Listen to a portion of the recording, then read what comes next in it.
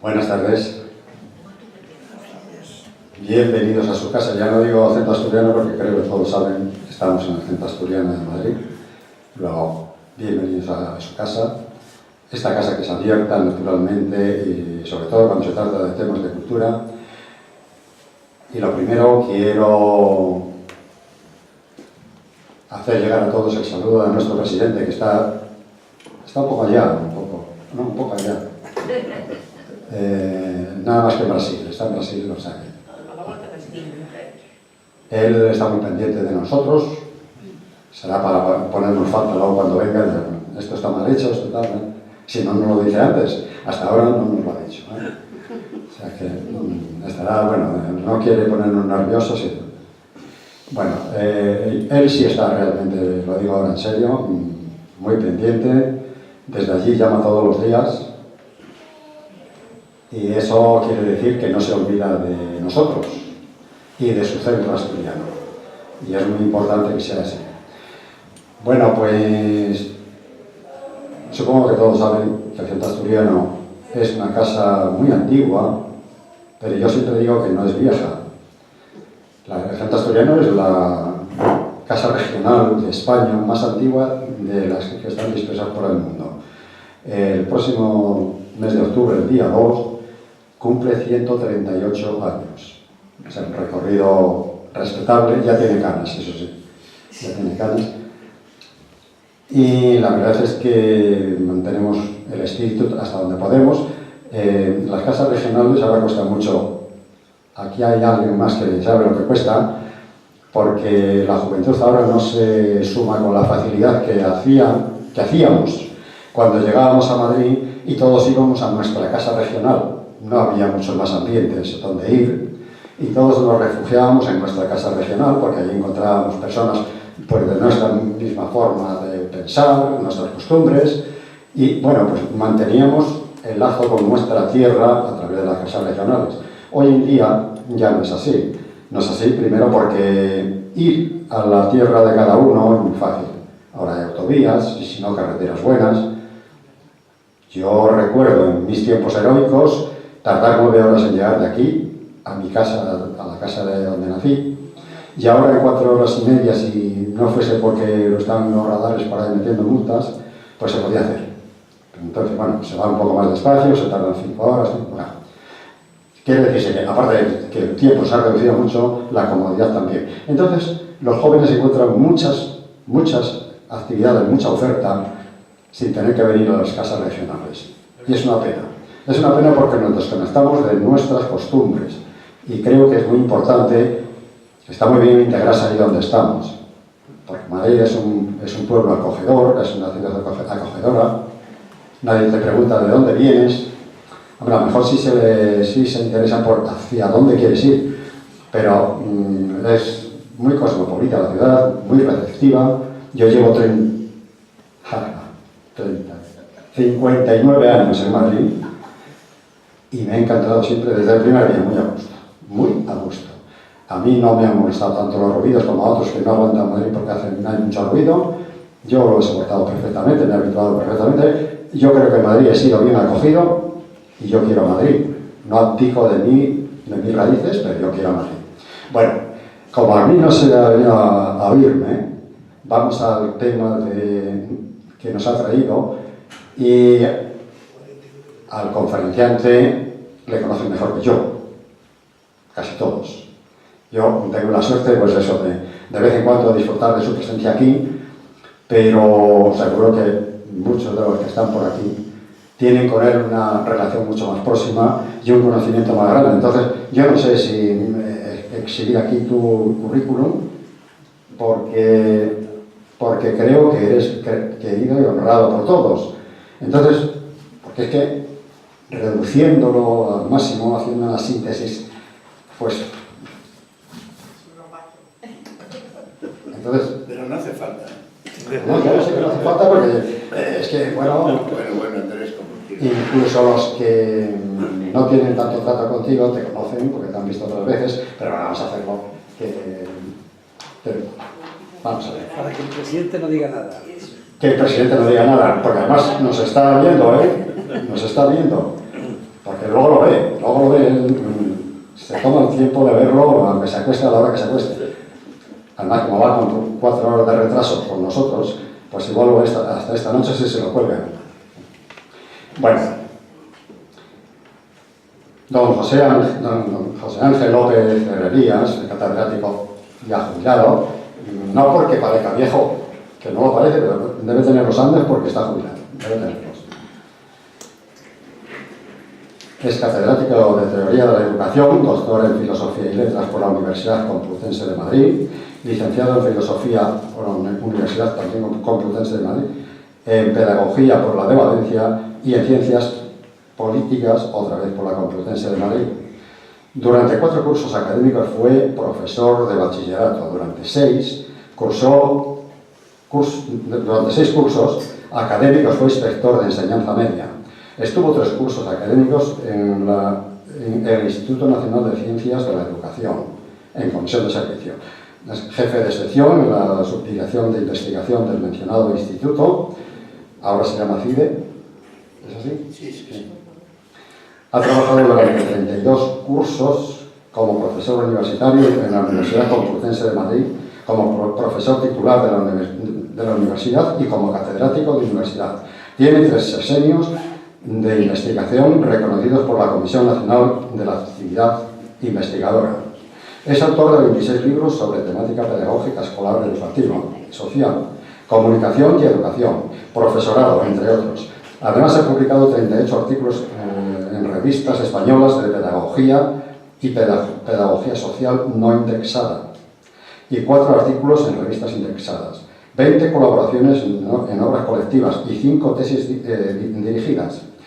Es miembro del Grupo de Investigación Interfacultativo de la Universidad Complutense de Madrid, Educación y Ciencia de la Información.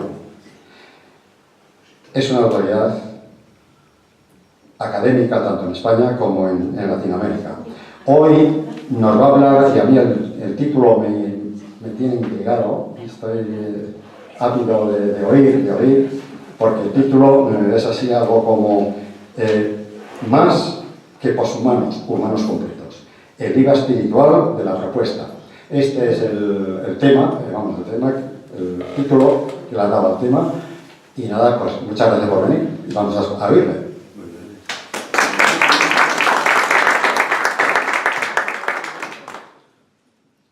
Bien, bueno, buenas tardes.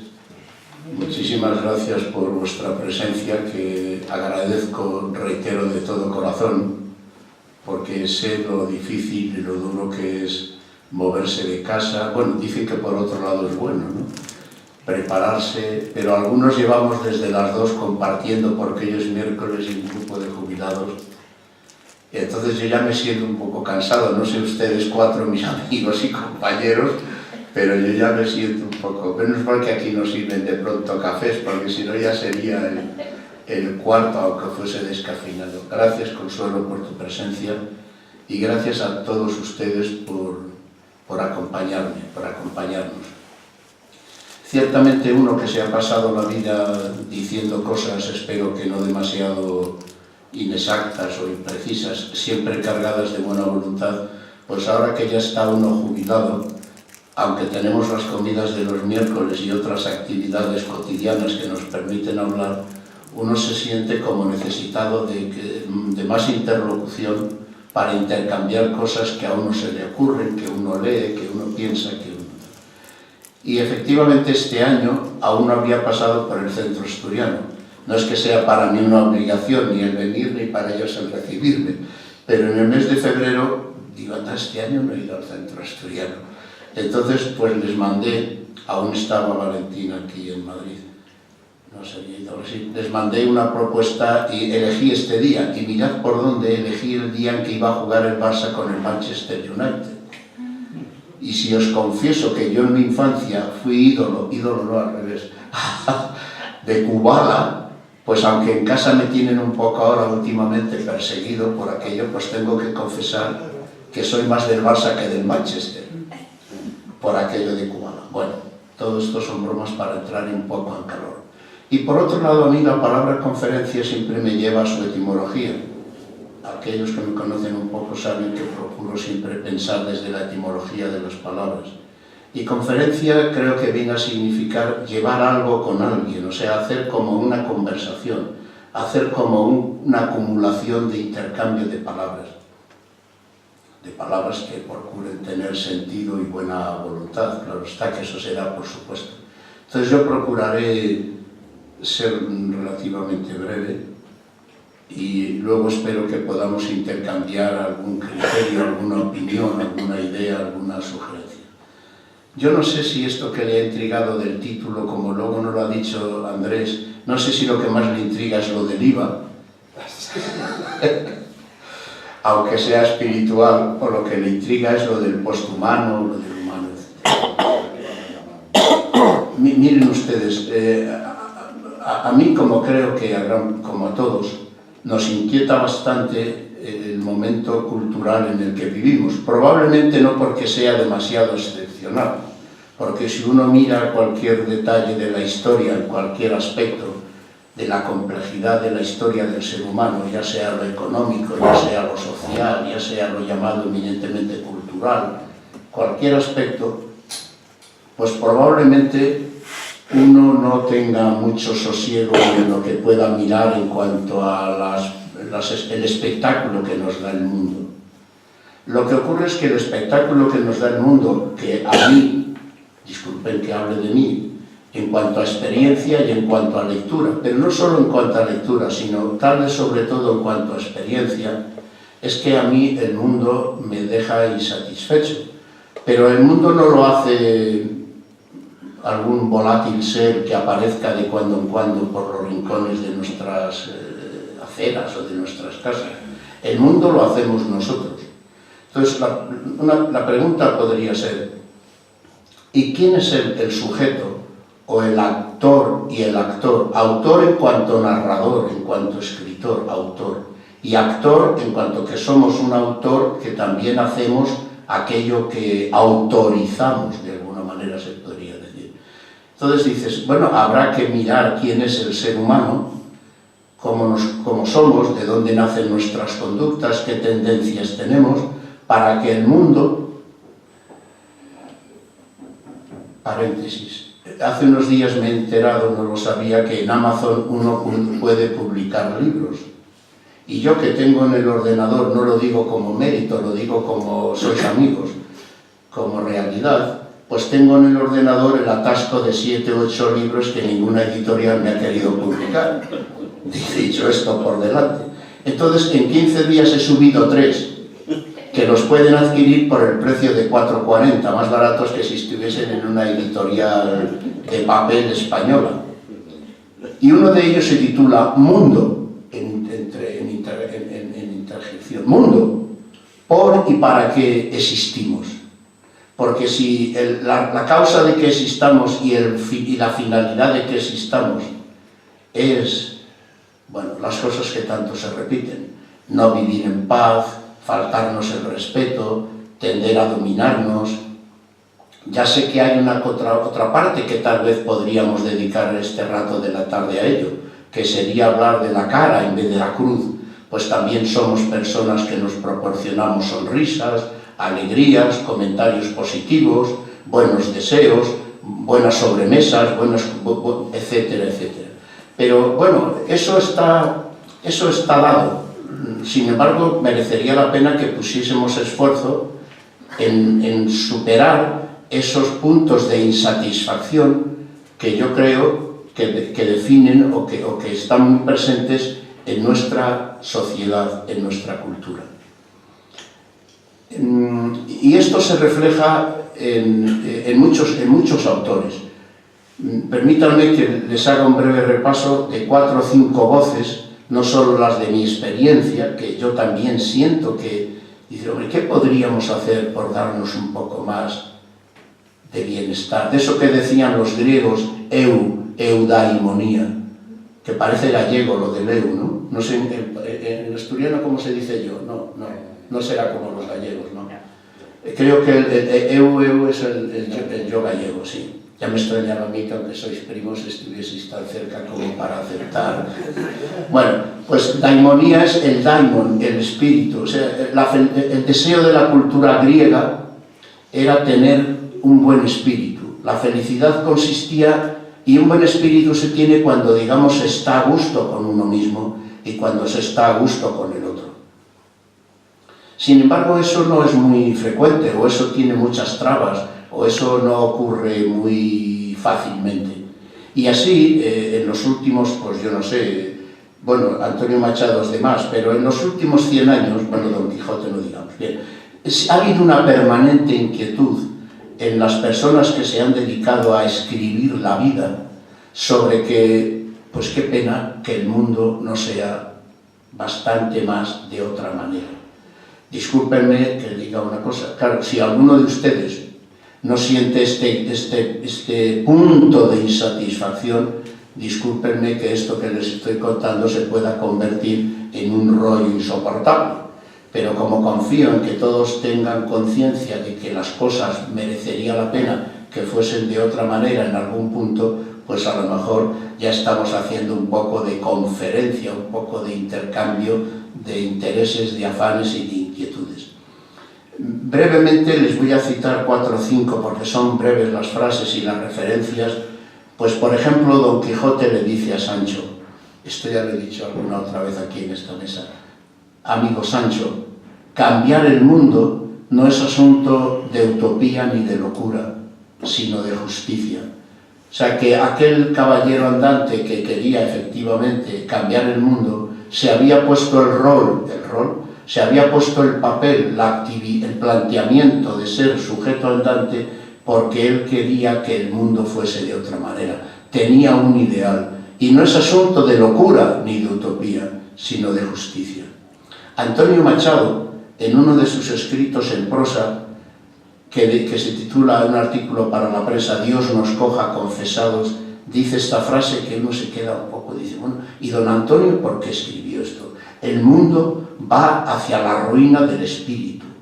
Año 1895, día más, día menos, y cuando don Antonio tenía menos de 30 años. Este hombre, ¿por qué escribe esta frase tan ruda? ¿Por pura literatura? ¿Porque quería empatar a los lectores? ¿O era la expresión de un sentimiento y de un pensamiento arraigado en su conciencia como algo que merecía la pena plantearse? El mundo va hacia la ruina del espíritu. Banderas. Esto también lo he contado, aquí no sé, pero más de una vez. Esto de Antonio Banderas es del año 2015, hace 3 días. Estaban en este programa televisado de los premios Goya, que ustedes a lo mejor algún rato han visto alguna vez en la tele. Pues este año fue el 15 o el 16, fue el primer año en el que la Academia del Cine entregaba un premio a un profesional del cine, no tanto por una obra concreta, sino por su trayectoria profesional. Y la primera vez que entregaban ese premio, pues la Academia del Cine decidió dársela a Antonio Banderas. Tengo que decir que yo no he sentido especialmente ninguna adoración, ningún planteamiento fuerte respecto del saber hacer cinematográfico, que no digo que no lo tenga, de este universal malagueño. Ya que yo soy de Almería, le citaré por vecino. Y sacó 2 folios que al día siguiente los busqué en el ordenador, eran las 12 de la noche, yo estaba ya delante de la tele medio somnoliento, y para agradecer que le habían entregado el premio, leyó 2 folios. Y de pronto dice una frase que a mí me hizo despertarme. Al día siguiente lo busqué en el ordenador, efectivamente ya estaba subido el documento y eran, repito, 2 folios.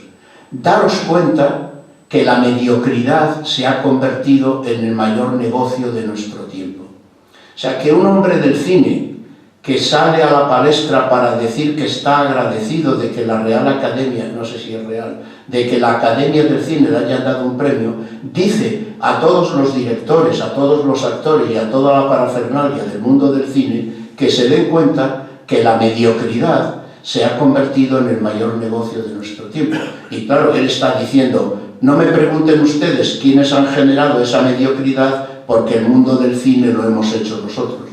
Entonces a mí me pareció muy de agradecer que una persona que procede de un campo concreto de actividad que le da de comer, de vivir y de viajar y de pasearse por el mundo y de tener fama internacional, pues reconozca que están colaborando a la mediocridad vital, existencial, cultural, como quieran decir, que hay en nuestro ambiente.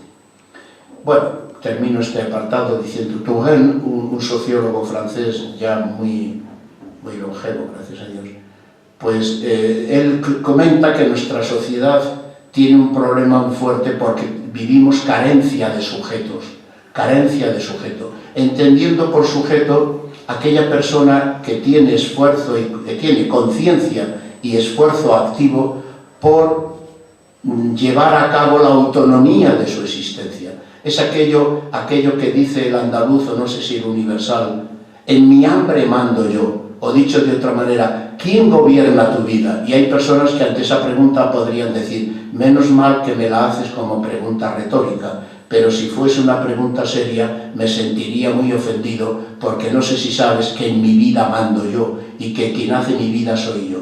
Pues este sociólogo, analizando nuestra cultura, y yo creo que no está muy despistado. Otra cosa es que estas frases que os estoy diciendo no hay que tomarlas de manera unívoca, exacta, precisa y absoluta, sino que son frases de tendencia que indican cómo alguien ve el mundo y que, por supuesto, yo las traigo a colación porque yo, si no absolutamente, en parte, estoy muy de acuerdo con ellas. Y por último os citaré lo que dice Umberto Eco, este profesor de semiótica de la Universidad de Bolonia, fallecido hace 3 o 4 años, que para mí, dicho así un poco retóricamente, en la distancia, es uno de mis maestros, o sea, de los autores o escritores o pensadores que en los últimos 20 años he podido leer y encontrarme, pues es uno de los que más me ha aportado sentido de pensamiento y de análisis, sobre todo a partir de aquello que luego fue película, la película, como no, lo estropea al 50%, aquella novela del Nombre de la Rosa, que para mí es una obra maestra porque en la penúltima página, además de toda la trama de la novela, que ahora no vamos en la penúltima página hay una frase lapidaria escrita en versícula, escrita en cursiva, que dice, la verdad ríe. Porque como saben ustedes, el tema de la novela tiene que ver con que la cultura humana ha estado muy dominada por cierta tendencia al libro como valor absoluto de verdad. Y en cuanto que hemos considerado la verdad como un valor absoluto, nos hemos hecho trizas en la vida cotidiana, ya sea social, política, religiosa, cultural, etc. mente. Entonces, que la verdad ría, esto lo analizaremos ahora, no quiere decir que no tengamos que tener tensión de búsqueda de la verdad, pero que no estemos en la verdad para ser capaces de, en nombre de la verdad, acabar con el otro, despreciar al otro, etcétera, etcétera. Pues Umberto Eco, permítanme que me encontré hace unos días este trozo de periódico que debí recortar, dice, señala que la producción cultural media, o sea, aquella piscina en la que nadamos a diario porque es lo que respiramos cotidianamente, puede caracterizarse por, y escuchen lo que dice este hombre, que no está haciendo aquí ni propaganda política, ni está haciendo un mitin de carácter publicitario, sino es un estudioso que está diciendo cómo él ve el mundo cultural en el que hoy aprendemos a respirar y a tomar conciencia de nuestro espíritu. No olviden que lo de respirar no es una metáfora muy así como sin sentido. Respirar tiene que ver con espíritu, respirar tiene que ver con aire, porque el espíritu es el aire que respiramos. ¿Qué aire exhala mi personalidad? Ese es el sentido que tiene operativamente y prácticamente la palabra espíritu. El aire que he ido generando en mi forma. Y eso es lo que tiene que ver con el IVA. El IVA es la estructura, el IVA es la estructura de nuestro espíritu. Puede caracterizarse por falta de originalidad. Esto no tienen ustedes por qué creerlo. Si algo les choca, luego lo podemos comentar, porque pueden ustedes estar, o alguno de ustedes diciendo, oye, esto que dice este profesor, que por otro lado era un poco así como divertido, gracioso. Era un profesor que mezclaba bastante bien el sentido del humor con ser académico reconocido internacionalmente. Homogeneizar, público acrítico, dice. O sea, que nuestra cultura genera un público acrítico. Conformismo estético, conformismo, todo vale.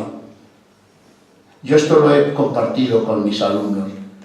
Es curioso cómo, bueno, claro, esto es muy delicado, pero si generas con gente joven un debate, es que he perdido mucha cultura musical desde que mis hijos se hicieron mayores, pero entre Jackson, ¿cómo se llamaba este que bailaba? Jackson. Entre Jackson y Mozart puede haber más de uno que se sienta ofendido si yo digo que vale más la música de Mozart. Bueno, sí, Jackson vale, iba a decir un disparate, vale muchísimo, pero bueno, público acrítico. Conformismo estético, emociones superficiales, sometimiento a la ley de la oferta y la demanda, y caracterización que se puede resumir, todo esto que va diciendo, me he saltado alguna, en 3 aspectos: trivialización, superficialidad y neutralización de los contenidos. Los contenidos son neutrales, hemos llegado al convencimiento de que no importa lo que veamos, lo que nos pongan, lo que nos... Oigan usted, los contenidos no son neutrales. Unos dicen valor y otros dicen contravalor. Unos dicen ideal y otros dicen contraideal. Unos dicen actitudes valiosas y otros dicen actitudes no valiosas. Y este mismo texto que tengo aquí recuerda que este novelista checo, Kundera, en esta novela de La insoportable levedad del ser, dice una frase brevísima y rotunda: estamos en la cultura del no pensamiento. Oiga, don Milán, que así se llama Kundera, ¿no cree usted que está exagerando? Esto se lo pregunté un día a unos alumnos y uno de ellos me respondió, creo que muy sabiamente: profesor, no estamos en la cultura del no pensamiento, pero vamos hacia ello. Digo, porque a mí me parecía que decir que estábamos en la cultura del no pensamiento era demasiado excesivo, pero este alumno me abrió el horizonte del camino, del proyecto, ¿no? Probablemente estamos un poco yendo hacia ello. Pues bien, esto es lo que se ha llamado en nuestra jerga que se ha establecido como lo posthumano, porque se ha venido a llamar humano a aquello que estaba ligado a la modernidad. Discúlpenme 3 minutos de cosa como que espero que no les suene raro, pero que parece como más terminología de diccionario académico. Se ha llamado modernidad aquella amplia, porque luego hay una modernidad más restringida, la amplia la que va de Grecia al siglo XIX, la restringida la que va del siglo XVI al siglo XIX.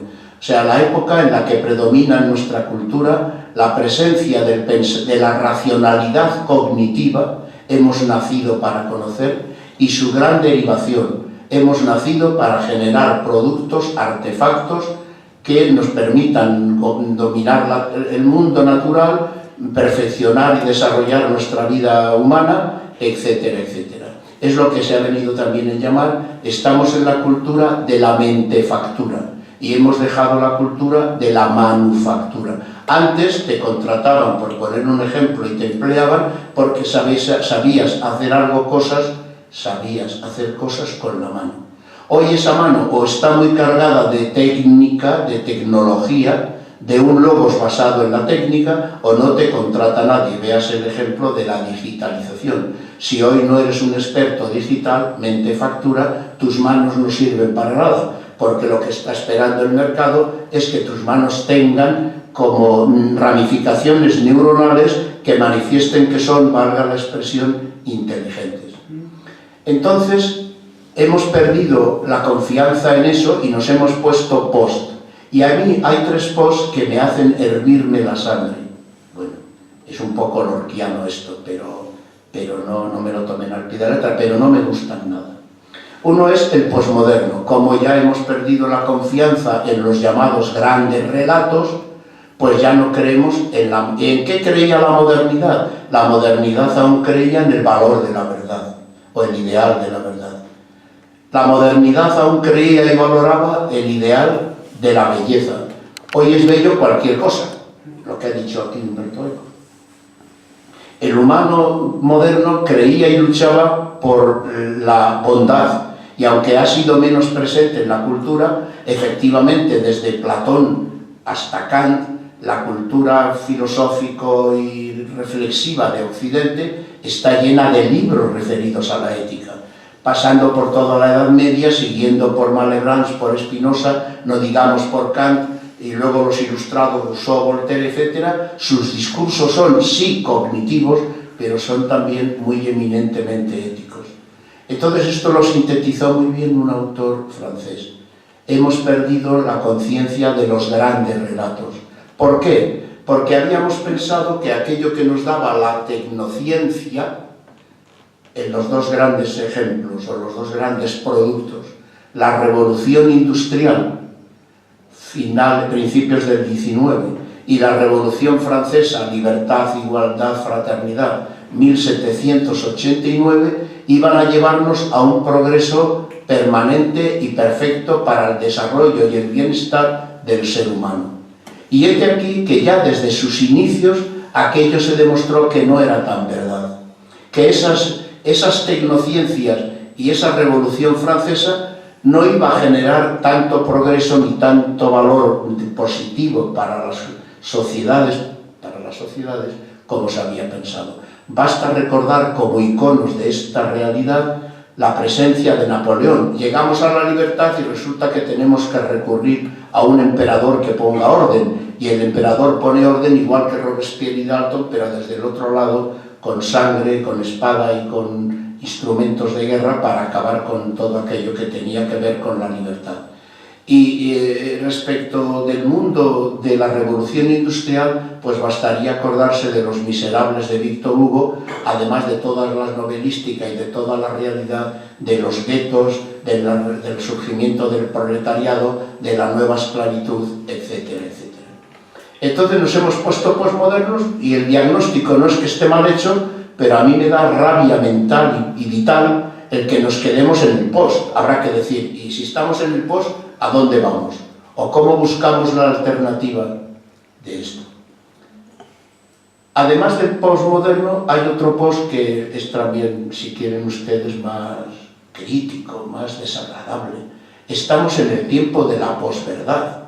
O sea, hemos renunciado a aquello a lo que nos dedicamos siglos y aquello en lo que cada uno individualmente tiene conciencia de ser una de las cosas por las que merece la pena existir. Buscar aquello que nos dé posibilidades de conocer la verdad de la realidad, de tener conciencia de cómo son las cosas y por qué son así. Y hoy estamos ya en el mundo, a mí me parece, bueno, no quiero dramatizar, pero me parece bastante lamentable hasta este asunto que nos lo dicen en inglés para que se nos vaya colando subrepticiamente en la conciencia de las llamadas noticias falsas. Lo digo en castellano porque suena como más rotundo. Entonces, ¿cómo puede ser que uno acepte que hay noticias que intencionadamente son falsas? Hombre, alguien puede decir que, mira, oye, eso se ha dado en la historia de los humanos permanentemente. Pero, hombre, una cosa es que se haya dado porque alguien ha abusado del poder, porque alguien ha tenido falta de conciencia de que tú eras un humano como él, y eso ha ocurrido en la historia. Pero otra cosa es que lo aceptemos y nos quedemos imperturbables como si fuese una cosa a la que haya que sonreír.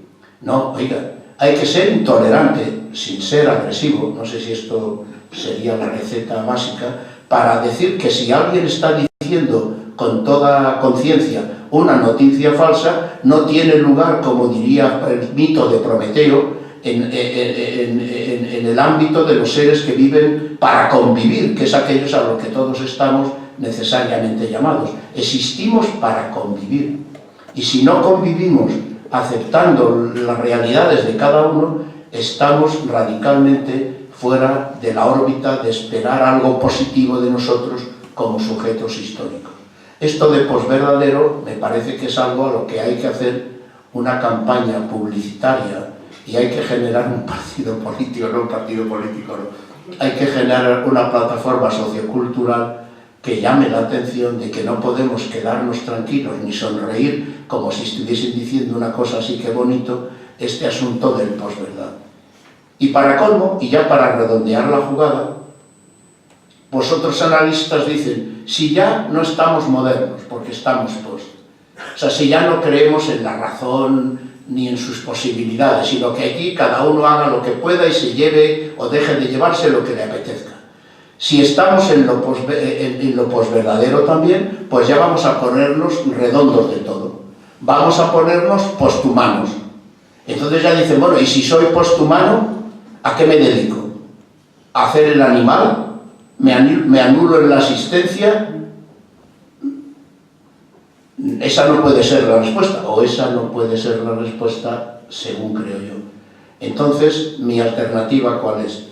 Pues esto que está en la segunda parte, y es lo que quería contarles, que como esto me duele un poco en las neuronas, pues quería contárselo a alguien, además de contárselo a mi mujer, y no sé si a los compañeros con los que a veces comemos y tomamos los 3 cafés, que es que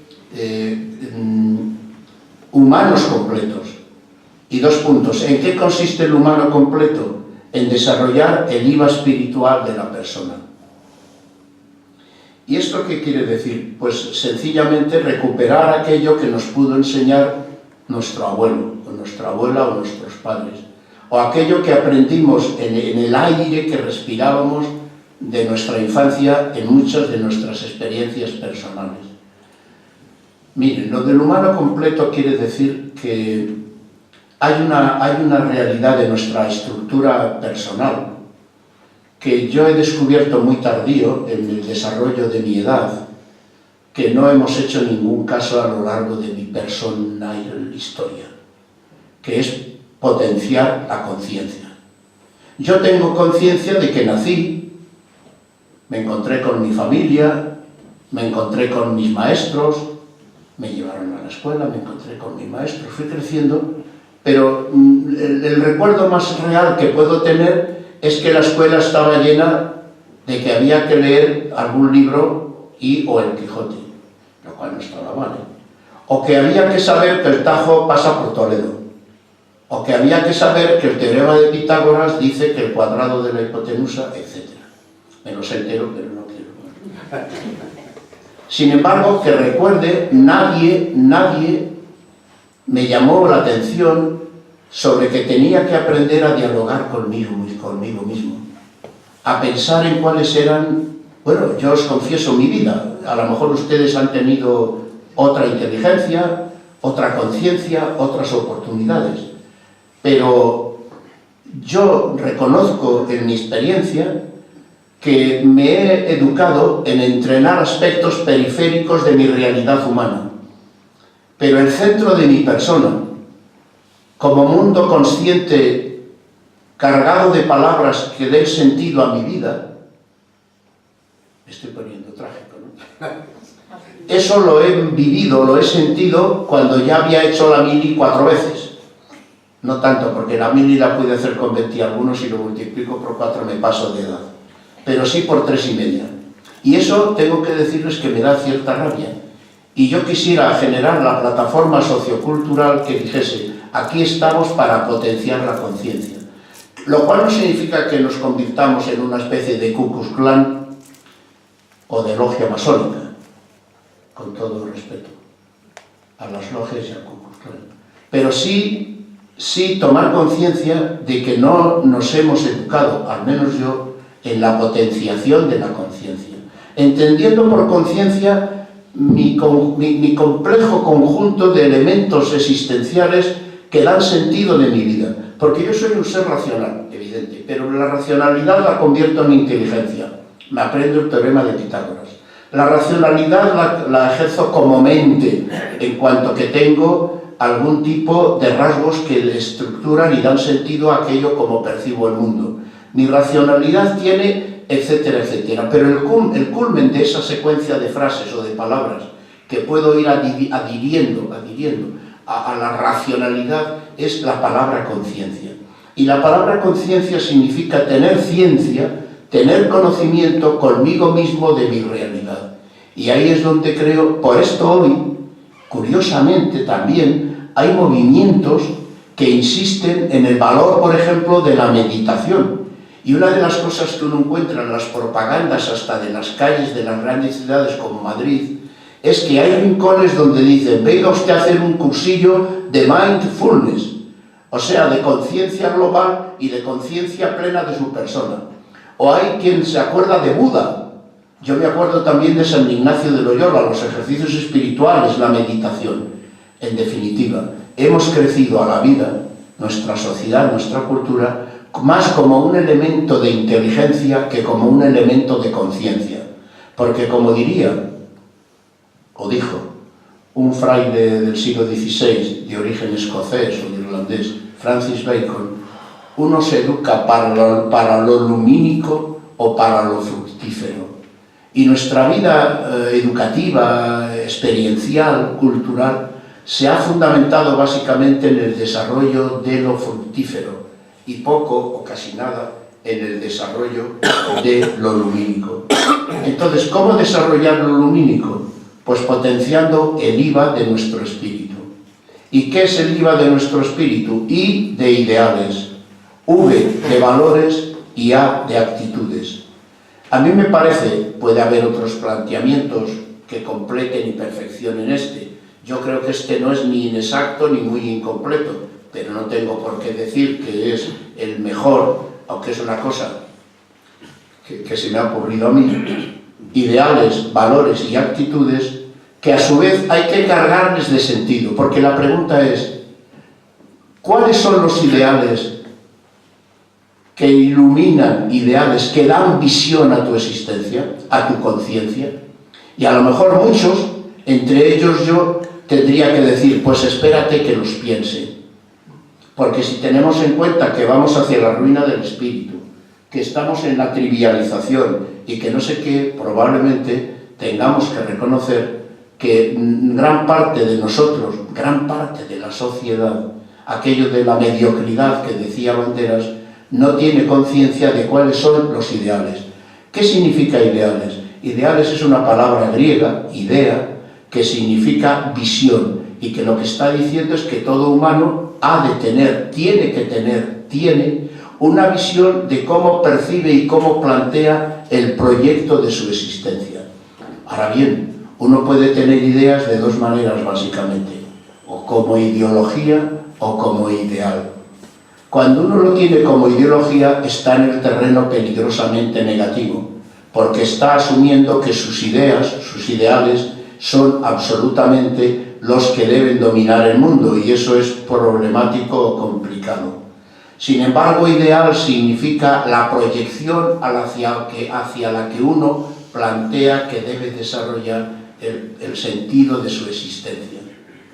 Para mí, ese para mí no quiere decir que en su contenido tengan que ser exactamente como yo los defina, ni tampoco que tengan que ser los que yo piense. Digo que para mí estoy elaborando mi conciencia actualmente desde hace algún tiempo, viviendo que he nacido para la búsqueda de la verdad, para la búsqueda de la belleza, para la búsqueda de la bondad y para la búsqueda del amor. Entendido que estos son elementos que llenan mi espíritu y que si los llenan de verdad, probablemente nos llevarán a que no tengamos que recurrir a tanto posthumano, postmoderno, postverdadero, sino que me reconozca como un humano que me estoy completando como tal, que soy capaz de poner en el escenario de la convivencia algo que merezca la pena y que nos permita superar los problemas, las dificultades, etcétera, que tenemos. Porque los grandes problemas y muchos de los problemas que tenemos son sencillamente efecto de que tenemos el espíritu vacío. Decía Heidegger, recogiendo una frase de Heráclito que es, cuando lo leí esto, lo convertí en uno de los lemas de mi visión. Son tres palabras que, como son tres, hasta las sé decir en griego. Ethos, anthropo, daimon. La morada, la casa para el hombre es el espíritu. Allí donde nosotros estamos como en casa, allí donde nosotros somos lo que somos, es el espíritu. ¿Y qué es lo que tenemos que hacer con el espíritu? Incrementarlo, potenciarlo, desarrollarlo. ¿Y cómo se potencia e incrementa el espíritu? Introduciendo en su carga reflexiva palabras que den sentido y horizonte a mi existencia. La verdad, no como algo que vaya a conseguir, sino como un ideal al que permanentemente tengo que estar dispuesto a buscar. La belleza no como algo que tenga que ver con mis cánones estéticos, sino como algo que debo de estar dispuesto a buscar. La bondad no como algo que yo tenga que imponer qué es lo bueno y qué es lo malo, pero sí como un esfuerzo por el diálogo con el otro, que hasta esto lo dicen los filósofos alemanes de la última jornada de Habermas y todo, y estos, de que la bondad es aquello, la verdad, la belleza, aquello que los humanos de buena voluntad, conversando, son capaces de ponerse de acuerdo en buscar. Y por último, el amor. En honor a José María, que está aquí entre otros, tengo que decir que esto lo tengo metamorforizado, o sea, convertido en una metáfora. Y que esto de los ideales para mí son como un museo de palabras. Mi museo ideal tiene 3 galerías. Una galería dedicada a la verdad, donde hay unos cuadros. Una galería unos cuadros que son palabras que pueden ser representadas por cuadros, con lo cual unimos verdad, belleza, bondad en una única experiencia. Otra galería, la bondad. Y uniendo las 3 galerías está la girola dedicada al amor, porque en este caso la girola del taller, la girola del museo se convierte en el taller donde traemos los cuadros o las palabras que se nos van deteriorando en el día a día de la vida para mejorarlas, porque el amor es como la gran fragua donde todo se recupera y podemos volverlo luego al... Gracias, José María, porque te haya gustado la metáfora del museo de palabras. Voy a ir terminando porque sin querer me parece que se me han ido las cosas. Bueno, no se me han ido, gracias por vuestra atención, pero creo que hasta voy hablando con una fluidez o rapidez mayor de la que yo hubiese deseado. Termino. Los valores. Aquí no me he puesto tampoco a indagar yo qué valores voy a proponer, sino que he tomado nuestra tradición cultural. Y he encontrado que los valores que merece la pena que podamos potenciar en nuestro espíritu, pues son sencillamente los que vienen de la tradición cuando aún éramos modernos y nos lo creíamos, añadiendo la dignidad. Me refiero a los 4 valores que están en el artículo 1 de la Declaración de los Derechos Humanos del año 1948, que como ustedes saben dicen 4 valores: libertad, igualdad, dignidad y fraternidad. Esos 4 valores, 3 de ellos vienen de la tradición cristiana, de la tradición tomada luego por los revolucionarios franceses y del año 1948. Y hasta puede tener ramificaciones en otros ámbitos culturales, como los de la masonería o tal, porque efectivamente es difícil no entender que el espíritu humano es una realidad que vive y se experimenta desde el afán de la libertad, de la igualdad, de la dignidad y de la fraternidad. No hace falta que hagan mucho comentario o algún comentario sobre ellos, pero esa es mi propuesta. Vuelvo a repetir que estoy dándoles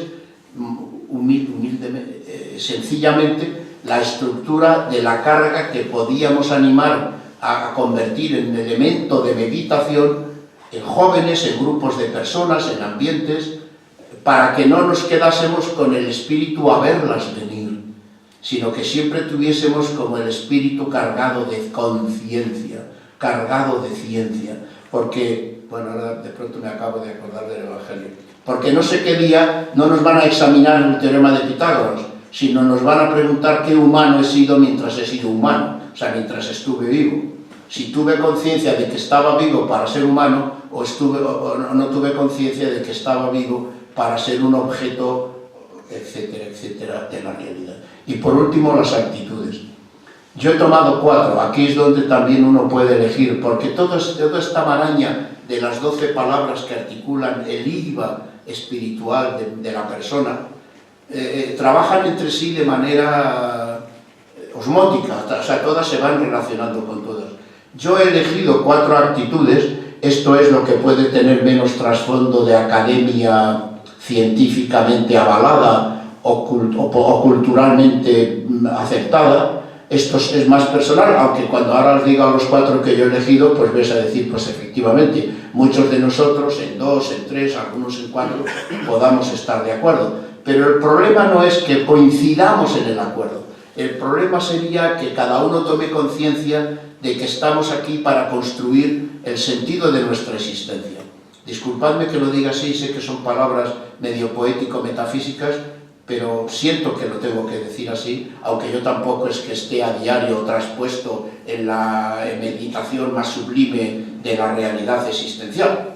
Pero mis 4 actitudes, ya saben qué actitud tiene que ver con acto. Si yo repito una serie de actos, genero en mí una actitud. ¿Y qué es una actitud? Aquella segunda naturaleza comportamental que voy desarrollando en mi personalidad, que luego me permite a su vez realizar ciertos actos con más facilidad. ¿Por qué lo realizo? Porque ya tengo interiorizado en mi psiquismo la actitud, la predisposición para realizar ese tipo de actos. Yo creo que no le vendría mal, y para mí son lema de existencia, aunque aquello de la tendencia, respeto, compromiso, competencia cooperativa y responsabilidad. Respeto. ¿Cuántas veces citamos la palabra respeto? Disculpadme que de nuevo recuerde la etimología, que a mí me parece preciosa porque indica muy bien el meollo del problema del respeto. Los seres humanos estamos construidos cada uno desde un perfil y desde una forma concreta de cómo pensar, cómo percibir, cómo vivir, cómo sentir, etcétera, etcétera. Entonces, a partir de eso, de manera inconsciente y de manera impremeditada, y no precisamente cargada de mala voluntad, sino que estamos hechos así, cuando vemos a otro, lo vemos desde ese prisma, pero es un prisma inconsciente normalmente. Entonces, está peinado de tal manera, viste de tal forma, habla de tal otra. Entonces no le miro. Cuando me encuentro con alguien que no está en mis cánones, en mi cuadro mental, en mi cuadro perceptivo, no le miro. Y la palabra respeto tiene una etimología preciosa que viene como anillo al dedo a este problema. Respeto significa etimológicamente volver a mirar. Es como decir, mira, no me gustas cómo te peinas, pero te vuelvo a mirar porque eres una persona a la que tengo que volver a mirar porque eres otro yo como yo. O no me gusta cómo hablas, pero te vuelvo a mirar porque tengo que tener conciencia de que debo respetarte porque eres una persona como yo, etcétera, etcétera. O sea, como diría Sartre, el filósofo francés en que estaba, el otro es el infierno, dice, cuando veo a alguien que no me va bien, bajo las persianas y dejo de mirarme. Con lo cual hay una anulación doble, porque cuando uno no mira a otro y baja las persianas, él deja de reconocerse como interlocutor, pero al otro también le está eliminando la posibilidad de ser interlocutor. O sea, la actitud del respeto considero que es muy importante en el desarrollo de nuestro espíritu. Compromiso, igual, pues es otra palabra cargada de significado importante para hacer mejor nuestra conducta. Comprometerse es ponerse en marcha con otro en favor de algo. Esperemos que ese algo sea algo digno y noble y valioso. Hay veces que nos ponemos en marcha con otros para hacer otras cosas y a lo mejor la cosa no era tan... Competencia cooperativa. Bueno, esto es un poco en contra de lo de la competitividad para ser más que el otro o poder más que el otro. Uno tiene que aprender a ser competente, creo yo, esforzarse en ser lo mejor posible, pero no para dominar al otro, sino para cooperar con el otro en la acción común. Y por último, la responsabilidad. Responder uno de sus actos. Bueno, el tiempo ha volado, disculpadme si he hablado mucho y muchas gracias por vuestra atención y ahora podemos tener un poco de diálogo si queréis. No sé cómo irá lo del Manchester, pero ahora enseguida nos enteramos. Muchas gracias y nada.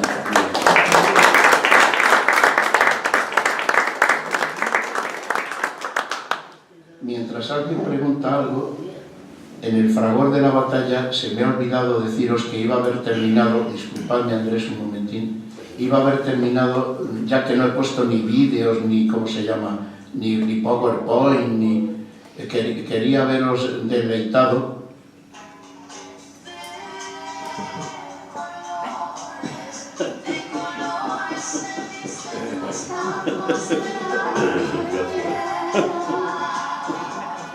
Es que otra manera de hacer la metáfora del espíritu es hacer un mapa. Esto es un recuerdo que tengo de un colega que fue profesor, que era un entusiasta de la caligrafía, porque para él la caligrafía, como en Japón hacen,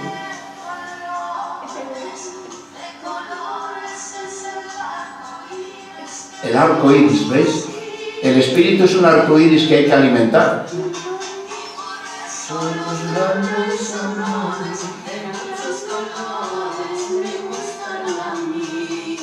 Bueno, gracias, disculpad, espero que los más serios de ustedes no hayan interpretado este.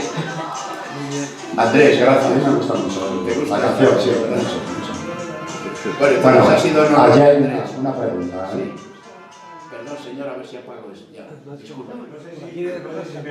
Sí. No, es que estaba cantando nada más. Pero si quiere venir más cerca, estaríamos... No, ¿sabe la única? Abraham Maslow. Ah, que salía, por eso digo, que es que no sé. Psicólogo, lo conoce usted, ¿no? Sí. Abraham Maslow decía que la primera parte de la pirámide del ser humano es comida y casa.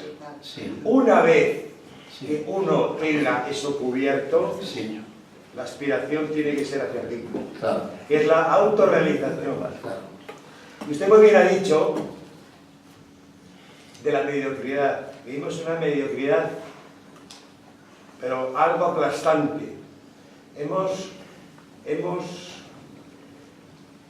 Tenemos móviles, hemos avanzado técnicamente, pero psicológicamente estamos hacia atrás primitivamente. ¿Qué ocurre con el ser humano? Pues cada día hay más depresiones, más angustias, más pastillas, etcétera, etcétera, etcétera. Vamos para atrás. Y entonces, ¿qué ocurre? Usted muy bien ha dicho lo de la conciencia. Y por cierto, que lo que está enseñado ahí, en el dibujo, a lo mejor usted lo sabrá, no lo sé. Ha formado un mandala. ¿Sabe lo que es un mandala? Sí. Entonces, cuando una persona espiritualmente, que puede ser, por cierto, material, además debe ser rico, la persona tiene que aspirar a la riqueza, no solamente espiritual, sino material, por cierto. Pero bueno, quiero decirle que llevamos una mediocridad tal que la gente actúa como robots. Vengo al centro asturiano, por ejemplo, voy a jugar las cartas.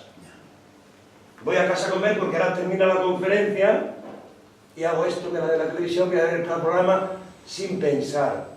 O sea, vamos sin pensar. No pensamos, no meditamos. Digo, ¿qué es lo que me interesa? ¿Qué elijo? No elegimos y entonces ¿qué ocurre? Que cada día estamos peor. Porque al no meditar, al no pensar, al no elegir, voy a elegir este libro o voy a ver el programa de televisión absurdo que no me lleva a nada, por ejemplo, etcétera, etcétera, y no la veo, pero bueno. Lo cual quiere decirse que el hombre no está predispuesto para decir, pero usted muy bien ha dicho antes sobre la meditación. Usted ha hablado de la verdad. ¿Qué es la verdad? La verdad, eso es una palabra, y claro, lo de mindfulness y todo eso ha venido porque la gente se encuentra en un existir vacío. Estamos en un vacío, a ver, ¿qué hago? ¿Qué es lo que tengo? ¿Qué es lo que hago? Sí tengo dinero para sobrevivir, pero me encuentro insatisfecho, tal. Como decía Buda, Buda decía, hemos engordado como bueyes en kilos, pero no en sabiduría. Seguimos peor. Porque en la mediocridad está. No despertamos. Estamos atolondrados. Seguimos un ritmo por el cual, por toda la conferencia que me ha gustado muchísimo, pues usted ha dicho, ha despertado un poco la conciencia. La conciencia también se hace a través de la meditación. Porque con la meditación usted sabe quién es. En el silencio nos llena y el ruido nos vacía. Y cuando uno está en silencio tiene miedo. tengo que encender la televisión, tengo que no sé qué, tengo que hacer no sé qué, enseguida. Y el silencio es una cosa que llena, te profundiza. Entonces, una persona integral, que es lo que usted me estaba hablando, hay que forzarles para que algunos despierten porque estamos dormidos. No me quería decir eso. Sí, no, muy bien. Lo único que no tengo nada que decir porque usted amablemente está a favor de este asunto. Solamente a mí sugerirle que mi preocupación es que, no digo que usted esté ahí, ¿no? Porque usted está en los dos lados, en el diagnóstico y en la alternativa. Que insistamos más en el proyecto de la alternativa. Porque decirnos que el mundo podría ser de otra manera, aunque es por ahí donde yo he empezado, o que estamos insatisfechos, o que hay muchas pastillas, o que dormimos regular, o que no sé qué, eso si solo nos quedamos ahí, estamos manoseándonos y no avanzamos nada. Yo creo que hay que insistir en el ánimo sereno de que el problema está en que no tomamos tiempo ni experiencias adecuadas para potenciar lo más auténtico de nuestra realidad humana, que es lo, como usted creo que ha dicho ahora mismo muy bien, el intentar acercarme al conocimiento de mí mismo y al sentido y proyecto de mi existencia. Lo que pasa es que cosas como las que usted ha dicho, y yo estoy aquí ahora diciendo, a lo mejor no están en el ambiente de decirlas, pero eso no debe de amedrentarnos o replegarnos, sino sencilla y serenamente vivirlo, decirlo e intentar potenciarlo. Gracias por sus palabras. Amiga, Matilde, ¿usted quería decir algo? No. Perdón. José Antonio. Voy a actuar unas... ¿Se oye bien? Sí, pero si quieres que te oigamos mejor y quieres... Bueno, perdona, sí. Todos, absolutamente todos, queremos lo mejor para nosotros mismos. Eso es una verdad tan universal como la verdad. Todos. Queremos lo mejor para nosotros mismos. Ahora está el problema de que es para cada uno de los 6.000 millones, son 6.000 millones o 6.500 millones, lo que hay en el mundo, vamos a ver, está claro que esos 6.500 millones individualmente, personalmente, quieren lo mejor para ellos, porque quieren ser felices, simplemente quieren alcanzar el bienestar. Es difícil, pero lo quieren alcanzar. En eso, esa verdad es universal. El problema está en qué es para cada uno de nosotros, para cada uno de los 6.500 millones, qué es lo que les da ese bienestar. Entre todos, hacemos lo mejor para el mundo y lo peor para el mundo. Es una paradoja. Es una paradoja. Cada uno de sus respectivos intereses, hay que olvidar la palabra intereses, quiere ser feliz. Pero somos 6.500, somos 6.500 mentalidades que se mueven en un contexto y que no determinan lo que ellos quieren así porque sí, porque están determinados hasta tal punto que se puede decir la libertad, pues tiene mucho que decirse, porque ¿quién es libre? Plenamente libre. ¿Quién? Y entonces, ¿qué es lo que sucede? Que de esos 6.500 surgen unos líderes que se han valido de no sé qué para, desde esa idea que tienen, proyectar un futuro en el que todos, como ovejitas, la mayoría, vayamos hacia esas ideas que se mueven en torno a esos líderes. En España, bueno, vamos a España, estamos dentro. ¿Quiénes son los líderes en España? ¿Quiénes nos están moviendo? 6, 7, cada uno con sus ideas. Es decir, hay dos realidades, dos soportes que nos hacen un tanto difícil ser, digamos, ser partícipes en plenitud, en plena conciencia de esa mejora del mundo. Primero, que somos 6.500 millones, cada uno con su manera de caminar. Después, la lluvia de información que tenemos es que nos invade. ¿En qué nos atenemos? En cualquier aspecto cultural de la vida. ¿Te piensas en la historia? ¿Qué me quedo con la historia si esto es una nube de objetos de historia? Vamos a filosofía. ¿Qué me quedo con la filosofía si esto es una lluvia? Vamos a la sociología, vamos a esto, vamos a... ¿Con qué me quedo? Y tienes que acordarte de Sócrates. ¿Qué razón tenías? Solo sé que no sé nada. Claro, ¿qué es lo que quería decir? ¿No sabía nada? No, que era tanto el saber en su época, era tanto el saber que era consciente de que no sabía nada. Así que estos dos soportes.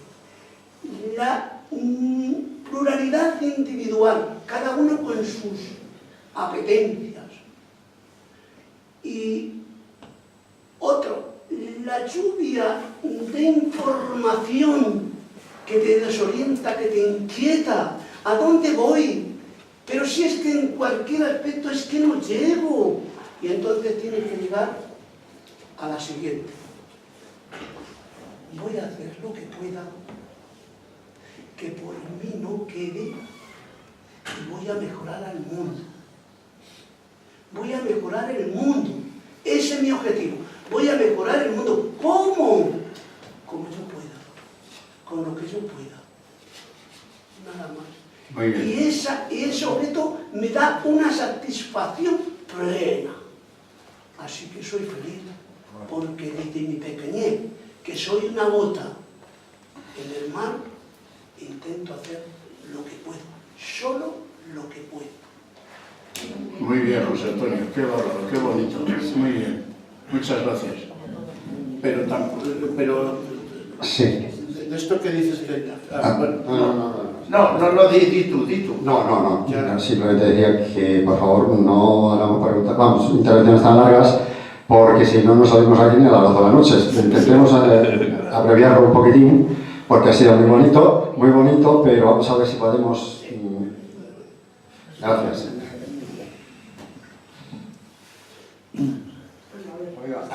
Creo que Consuelo quiere decir algo. Vamos a ver. Lo primero, darte las gracias, ¿no? José Ángel, por ese... No diría que era José Antonio. Bueno, a todos los intervinientes, ¿no? A todos han estado muy bien, pero a ti que has hecho el esfuerzo mayor, ¿no? El esfuerzo mayor, por decir esto. Yo estoy preocupada por la capacidad que tenemos los humanos también de engañar y autoengañarnos, ¿no? Y en ese engañarnos, autoengañarnos, desde luego me parece decisivo y también me parece preocupante, estoy de acuerdo contigo, de ese espíritu un poco pesimista de análisis del mundo, ¿no? ¿Por qué derroteros, por qué caminos va la educación? Y también de qué manera nos captan o nos bombardean con los medios de comunicación, ¿no? de masas. Y la verdad es que si los seres humanos somos, pero todos también estamos condicionados por los contextos, pues a mí me parece que sí que es preocupante, sobre todo en el principio de la vida, ¿no? O a lo mejor también al final, si solo te queda ese contacto, ¿no? A través de las pantallas y eso me preocupa porque, claro, habría que denunciar muchas de las palabras que tú has dicho, en las actitudes, en los ideales.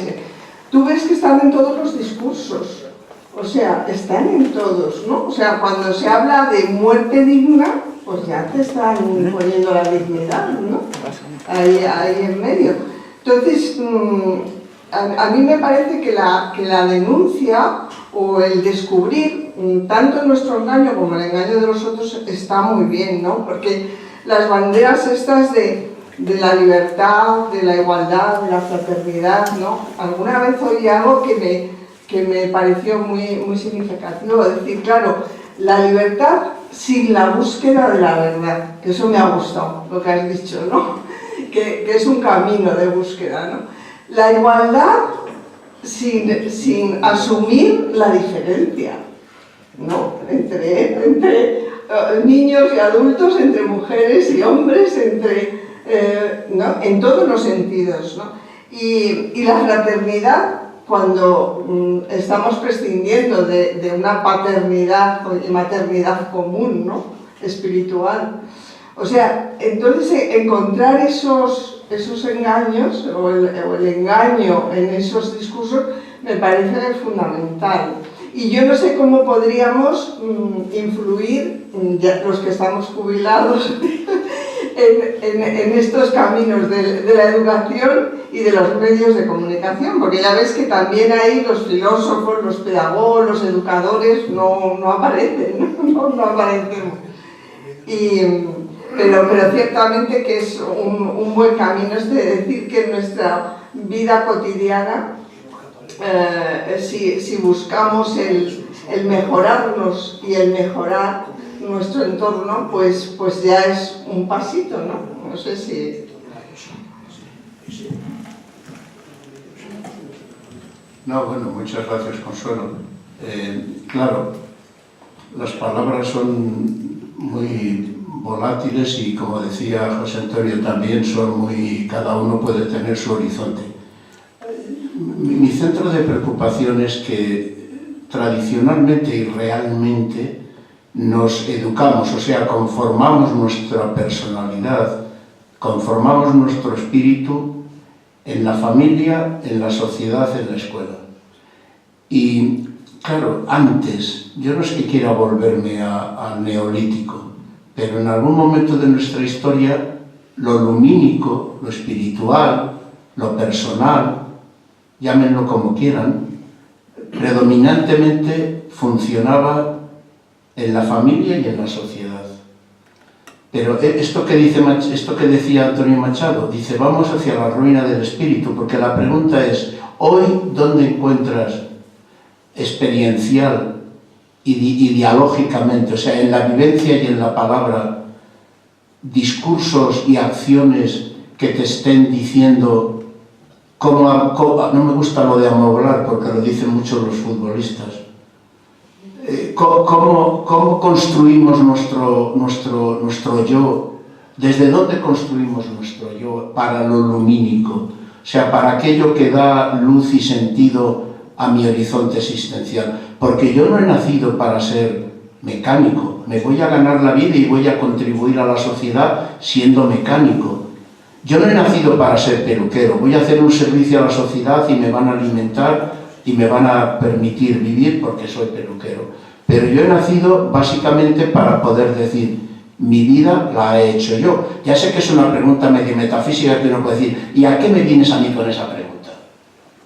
Pero si aceptamos que esa pregunta tenga sentido, pues la cosa se complica un poco, porque ¿dónde encuentras hoy algo que te dé horizonte de luz?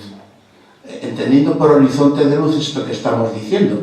Lo importante no es tanto que estemos de acuerdo en las palabras, ni que estemos de acuerdo en las definiciones, en las 12 que yo les he presentado, con lo de la broma, no, con lo de el acrónimo del IVA, que es un poco para llamar un poco la atención. pues no tienen por qué ser las 12 palabras que yo he dicho, pero que al menos exista la intencionalidad espiritual de buscar esas 12, 14, 8, que den sentido a tu... Porque yo creo que eso, que vivimos en un tiempo que es magnífico, porque hemos roto muchas cosas de la tradición que nos habían impuesto y hemos desarrollado, vamos a tener hasta máquinas que ya ganaron a Kasparov jugando al ajedrez, o sea, que van a ser más inteligentes que nosotros, pero vamos a renunciar a aquello que nos diferencia y nos hace totalmente superiores y diferentes a las máquinas, que es que somos los autores de nuestra existencia, o sea, que tenemos conciencia. Porque claro, si yo acepto que eso de mi conciencia queda arrumbado en el olvido, pues ya digo, lo mismo da que exista yo que una máquina. Que es lo que me amenazan que va a ocurrir dentro de poco, que me van a poner aquí un chip que me va a condicionar la conducta, el que sepa hablar chino a las 24 horas y el que sepa no sé, pero claro, ese no es el... Entonces el reto es este, tenemos que hacer bueno, tú lo has dicho muy bien, ¿qué podemos hacer? Pues esto, de decir que existe esa parte del yo, esa dimensión del yo, que tenemos creo que bastante... Dicen, ¿no? Dicen los autores y uno nota en el... Es una pena que no haya aquí media docena de chavales o de chavalas de 18 años, ¿no? Porque ellos nos podrían dar también algún... Bueno, gracias, Consuelo. ¿Alguien más? Bueno, hay que pensar que cada persona está en un estado evolutivo diferente. Lo que usted ha dicho antes muy bien, claro, aquí hay personas que a lo mejor pues captan que las palabras no son la cosa, o sea, el mapa, la palabra no es el territorio, o sea, el mapa no es el territorio. Yo tengo que saber, cuando yo capto la conciencia de lo que son las cosas, por ejemplo, la palabra felicidad, es una palabra que dice, estoy buscando la felicidad. La felicidad eres tú, que cuando te quites las capas de cebolla, encuentras la felicidad. Entonces, claro, las palabras, también estamos hablando de la forma de hablar de la gente. O sea, cómo habla uno, así es también su vida, o sea, en relación a la palabra. Y claro, las palabras tampoco son la cosa. Pues uno se siente libre cuando, aparte del conocimiento, que ya es una parte importantísima, pero vamos a la sabiduría. La sabiduría es decir, ¿a dónde voy? ¿Voy a hacer estudiar o no? ¿Voy a la conferencia o no? ¿O voy por este camino o voy por el otro? ¿O hago esto o hago lo otro? Es la conciencia de que en cada momento uno está integrado física y mentalmente, porque ha captado lo que usted ha dicho, la parte lumínica. Que la parte lumínica no solamente es el aspecto lumínico de la situación, sino la parte lumínica que también estamos consagrados, aunque mucha gente no lo crea, lo que dice ahora, a ser místicos, en el sentido más amplio de la palabra. Porque un místico no como San Juan de la Cruz antes de Jesús, sino que vamos a ser, el hecho de ser una persona integral es que tenemos el lado terrenal y el lado místico. Y una vez unido, sabes la verdad. Bueno, yo creo que habría que ordenar aquí, organizar una tertulia, porque desde luego hay intervenciones magníficas. Pero no podemos seguir oyendo tantas cosas bonitas porque nos alargamos mucho. Yo no voy a decir lo que pienso porque ya no quiero alargarlo más. Muchas gracias, José Ángel. A mí me ha encantado lo que has dicho, no lo has dicho ni con prisa ni con lentitud, ha sido en su punto. Nos gustaría seguir más tiempo, pero el reloj manda y en casa luego nos cierran la puerta y no nos dejan entrar. Entonces, bueno, muchas gracias a todos por estar. Gracias a todos. Y nada, que nos vuelva a convocar con otro y a ver si tenemos más tiempo para oír tantas cosas bonitas. Gracias.